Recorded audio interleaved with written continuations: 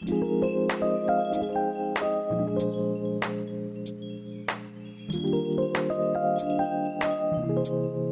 I'm just wrapping up my May reading. I did a recently read about 2 weeks ago, and so this is just my wrap up since then. So the first book I read was Are Prisons Obsolete by Angela Davis. Basically, Angela Davis just puts out the idea, do we need prisons anymore? Do we need to change our ideas of crime and punishment? And here is the reason. Here are the people who are being hurt. The next book I read was Nora Roberts' The Obsession. It's a romantic suspense, and it's about this little girl who follows her father one night and finds out that he's a serial killer, and she turns him in. And as an adult, she has to deal with repercussions from all of that, as well as finding love. I really enjoyed this book. I gave it 3 stars. 3 stars is not bad. It did what it was supposed to do. And the fact that I'm telling you the beginning of the story, that's in the description. So it's not a spoiler. So there was no real twist or anything like that to push it to a 4 or a 5. The next book I read was trying the Changeling series, and as I said in my last recently read, I didn't like the first 2 books. I was forewarned that I wouldn't, and I thought if I don't like this 3rd book, I'm not going to continue in the series. But I did like this book more. The other 2 books I gave 2 stars, I believe. This one I gave 3. Now, let me read a description. This is not something I can just explain from memory because it is a little, not convoluted, that's not the right word. It's a little involved. As an Arrow, an elite soldier in the Psi Council ranks, Judd Lauren was forced to do terrible things in the name of his people. Now a defector, his dark abilities have made him the most deadly of assassins. Cold, pitiless, unfeeling, until he meets Brenna. Brenna Shane Kincaid was an innocent before she was abducted and had her mind violated by a serial killer.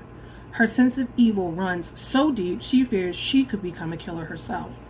Then the first dead body is found, victim of a familiar madness. Judd is her only hope, yet her sensual changeling side rebels against the inhuman chill of his personality, even as desire explodes between them. Shocking and raw, their passion is danger that threatens not only their hearts, but their very lives. So actually what's cool is that Judd Lauren and his family defected, and they showed up in the first book. As I read this, I remember that again.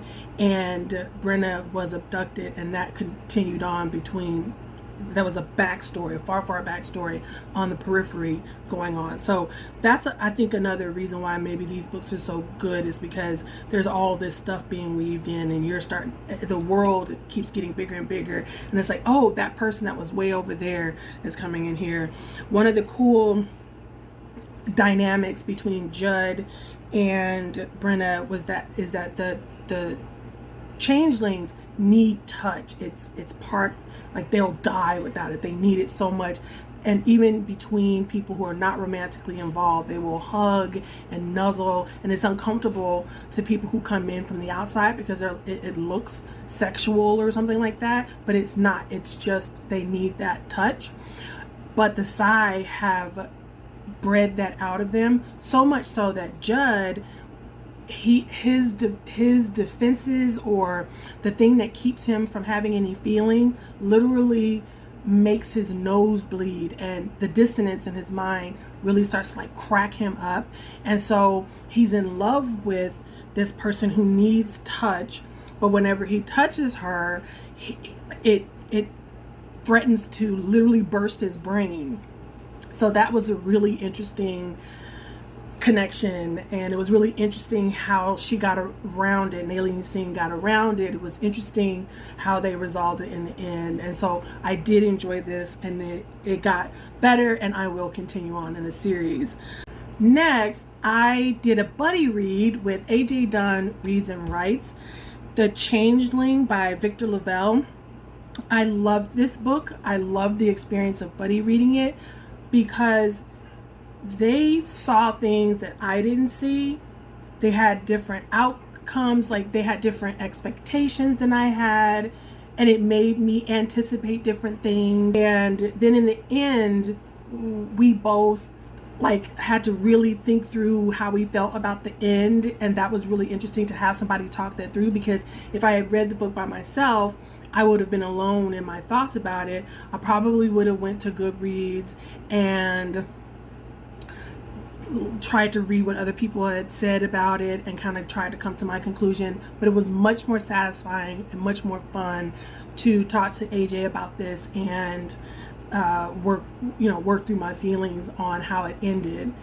But I would give this a 3-star because I wouldn't recommend it to everyone. I would recommend it to people who like horror and like horror with like a little bit of a esoteric kind of touch to it.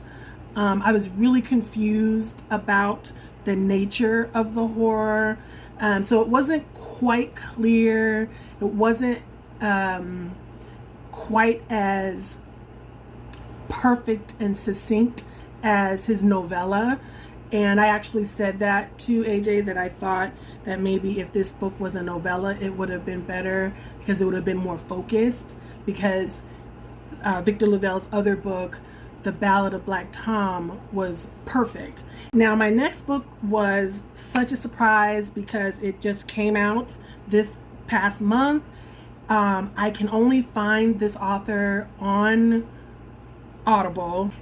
And I'm realizing that Molly Harper is my favorite romance writer right now. I've read every book in the Mystic Bayou series, and this was a continuation. I gave it 5 stars just because I love being in Mystic Bayou. It's Shifters in the Night. So these books they have the same format, and that's something that cozy mysteries and romances all have. That's part of the charm and the comfort of them. These characters, though, are all different enough, even though the concept is the same. The shifters are all different. They're all different kinds of shifters. Leah is a doe and John is a seal. Like he's a sealy, and which is like a merman. Previous couples were dragon. There's a dragon and bear shifters. They're all quirky and funny. There's a found family friendship, tight-knit group. I love them. I love the characters in Mystic Bayou. Now, the next book I read is another book by Molly Harper. I think it's an older series. It's called The Half Moon Hollow, I believe. But it's taking me a little bit more time to get to like this character. We're only following this one character right now, and not as much the other characters. We're starting to bring in other characters. Nice Girls Don't Date Dead Men, Jane Jameson 2, by Molly Harper. The first book, Jane Jameson was mistaken by an animal and was run over, and a vampire finds her, turns her. He is her sire, but then he also becomes her boyfriend, and she then has to figure out how to live as a vampire and new relationship, and how to deal with the new council of vampires and their rules, and how to come out to her parents. She's struggling with her sister. So this stuff continues in the second book, and it just builds on the world. The world has filled out some more. So I'm expecting to end up loving this series as much as I love the first series that I got into with Molly Harper. But as of now, this book only got 3 stars. Next, I read my first Colleen Hoover book. Colleen Hoover was very popular on BookTube I don't know, a decade ago, maybe 5, 6 years ago. So this is Layla by Colleen Hoover. I gave it 2 stars. Let me read the book description and then I'll tell you my thoughts. When Leeds meets Layla, he's convinced he'll spend the rest of his life with her until an unexpected attack leaves Layla fighting for her life. After weeks in the hospital, Layla recovers physically, but the emotional and mental scarring has altered the woman Leeds fell in love with. In order to put their relationship back on track, Leeds whisks Layla away to a bed and breakfast where they first met. Once they arrive, Layla's behavior takes a bizarre turn, and that's just one of many inexplicable occurrences. Feeling distant from Layla, Leeds soon finds solace in Willow, another guest at the B&B with whom he forms a connection through their shared concerns. As his curiosity for Willow grows, his decision to help her find answers puts him in direct conflict with Layla's well-being. Leeds soon realizes he has to make a choice because he can't help both of them.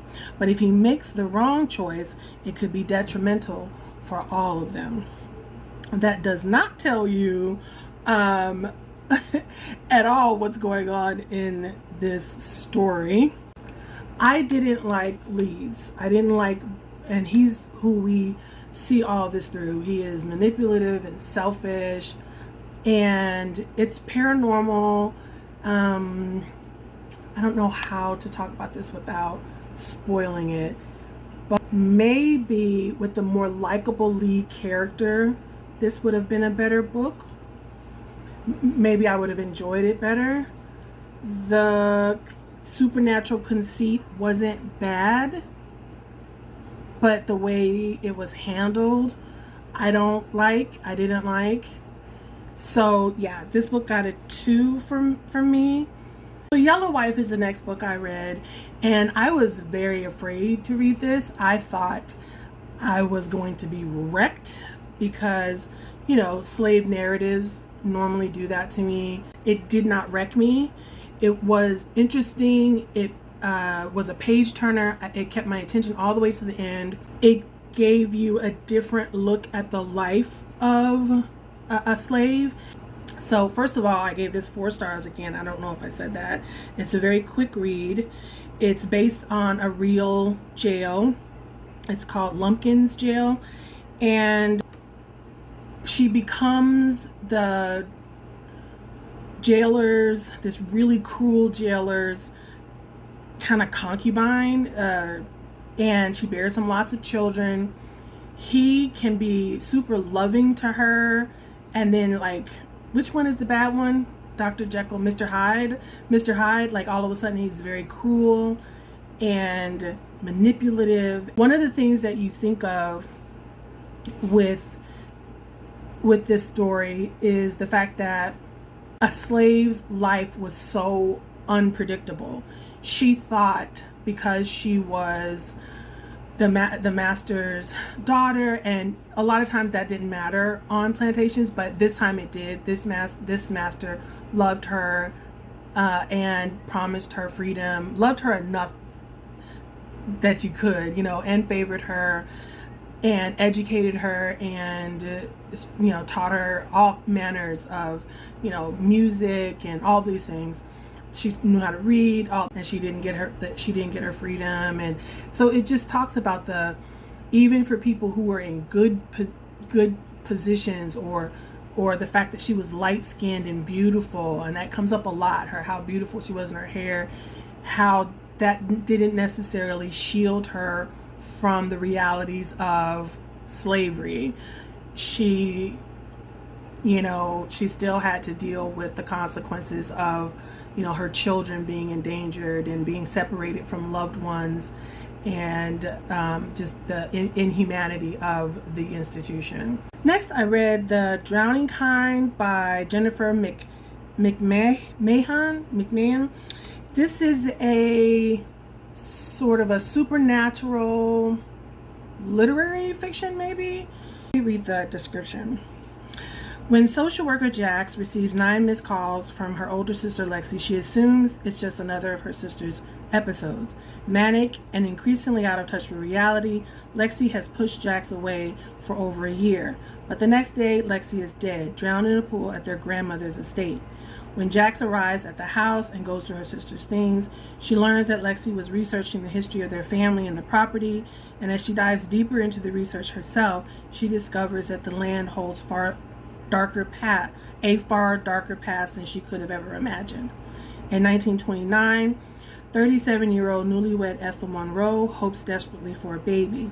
In an effort to distract her, her husband whisks her away on a trip to Vermont, where a natural spring is showcased by the newest and most modern motel in the Northeast. Once there, Ethel learns that the water is rumored to grant wishes, never suspecting that the spring takes in equal measure to what it gives. There's difficult family dynamics, and it's one of those books that goes between two different timelines. So some people really like that. I didn't love it. I gave it 2 stars. It just didn't hold my attention.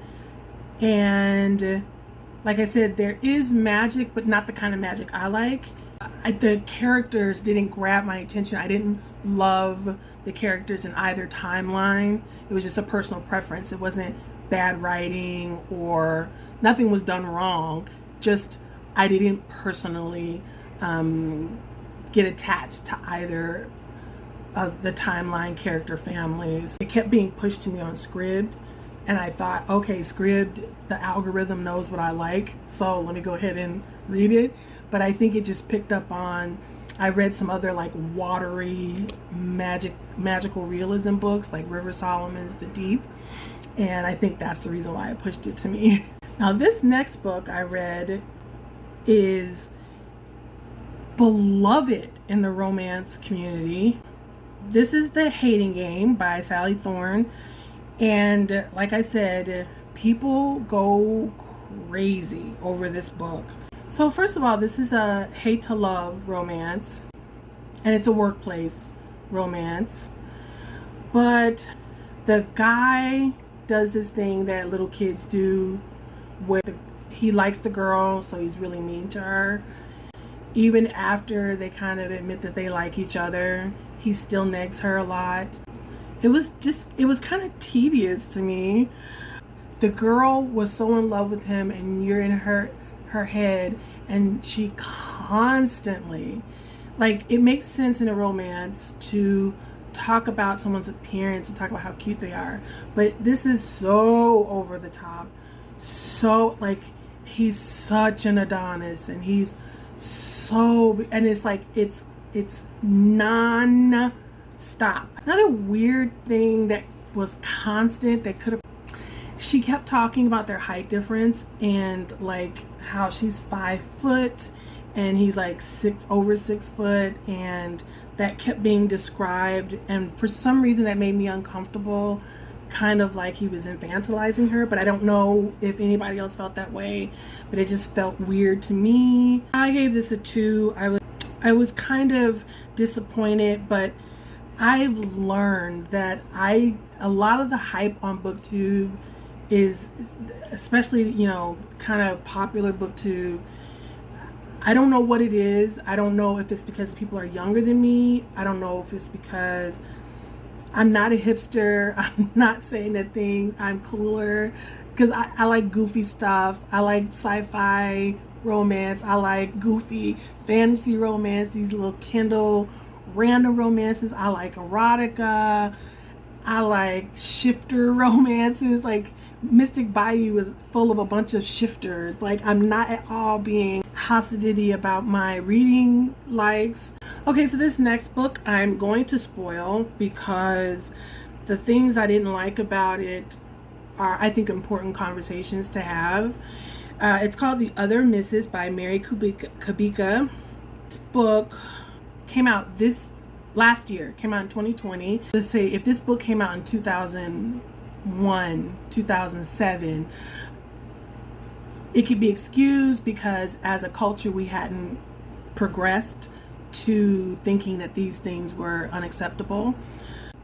This couple, Sadie and Will, kind of inherit a house and a child comes along with the house because she is orphaned. First, it's kind of a mystery about, you know, why they needed such a they needed to start over. Yes, they go from Chicago to Maine. Come to find out, Will cheated in Chicago, and you know, they want to make their relationship work, and so these two things coming together were fortunate for them. Sadie does not like the house. It's really dark and foreboding. It's a creepy house, and things start happening. She's losing time. Will acts like he doesn't see what's going on. Then she finds a knife. She finds a rag that's completely soaked with blood, and she goes to the police and tells them, and they're helping her at first, and then people start treating her differently. Then they start saying, oh, well, your husband doesn't, didn't give you he backed out of the alibi that he gave you, or he says that there was no rag or knife. And then they go and search the house, and none of the things that she said she saw were there, and all this kind of stuff. Then at the quarter end of the book, there's two switches.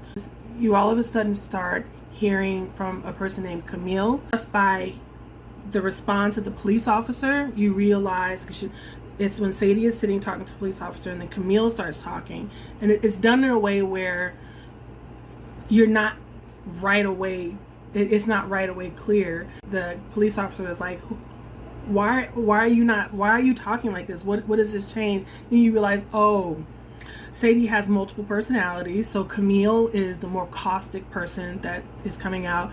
And then, and we're also doing the dual timeline. And in the past, we are following this little girl, Mouse, who is being abused by fake mother. That's the only name they're given. And then her father goes, and he's a on the road salesman and everything.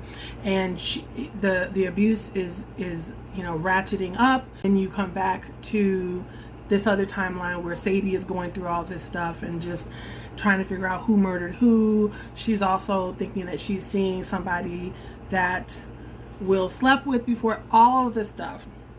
And like I said, you find out she has multiple personalities. Will, who has been a perfect husband this whole time, then we switch to his mind frame. Okay, so before we switch to his mind, into his point of view, he's been perfect this whole time, the way Sadie sees him as perfect. But she's still kind of cold to him because, he's perfect now and he's a good dad, but he made this big mistake in the past. And so then when we switch to Will's point of view, we realize that Will is playing at being the perfect husband, that he's been using. He knew that she had multiple personality disorder, and he's been using it to get rid of people. He's had Camille kill 2 people, I think, in Chicago, and then 1 person in Maine. He's playing these games between the police and Sadie and all this stuff, and it's just like, are you kidding me? We're still making mental illness the twist in books. I thought we were done with this. I thought we decided that this was not a thing anymore. We weren't going to use mental illness as the twist, or multiple personalities as the twist anymore, because that's not what people with DID have. They don't have multiple personalities that they completely zone out of. And Mouse, obviously the little girl who had the tragic past, is Sadie. And so inside of Sadie's mind, there's Sadie, Mouse, and Camille. And then it also gives into that whole idea that mentally ill people are violent, and that's not the case. It comes out every time we have a mass shooting. We start talking about mental illness, and it's like, mentally ill people are more likely to be abused than to be the abuser. So I gave it a 2-star because it kept my attention until that last fourth, and then when that came, I was just like, really, Miss Kubika? thank goodness right now, currently, I'm reading 2 books that I am enjoying to get the nasty taste of the other misses out of my mouth. Let's put a girl vampire as the end of the video emoji for Miss Molly Harper's Nice Girls Don't Date Dead Men. Be easy on yourself, and I will see you in the next video. Bye.